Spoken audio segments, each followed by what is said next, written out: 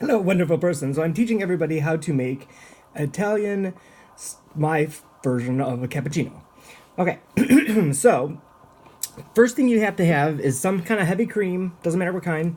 I heat it up, and then I use this strange little device to make foam.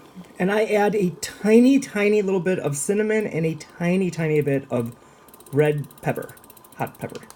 So it's like a hot, spicy foam, but not too much because both cinnamon and both of those spices can dominate your whole foam. That's all you'll taste. So just a tiny little bit in your cream.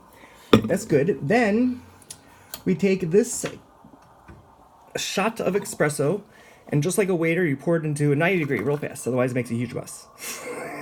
Just you gotta do it that way. All right, now I'm going to add 1 tablespoon of honey because why not? It's better than sugar.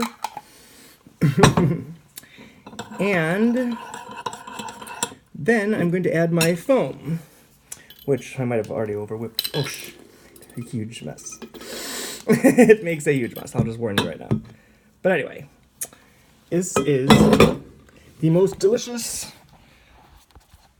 yummy cappuccino.